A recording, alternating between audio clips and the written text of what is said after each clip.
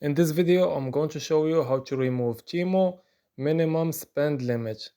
Now, this should be a quick and easy process. Just click on this support button, then click on chat with Temu. So you can use the AI generated chat.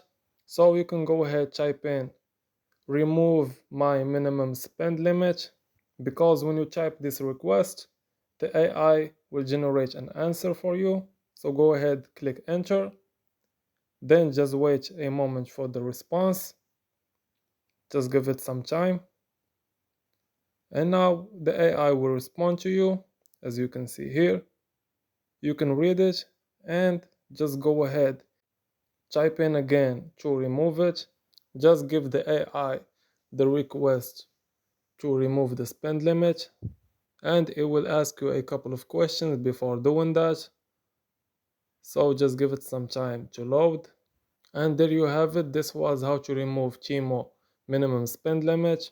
As always, thank you for watching.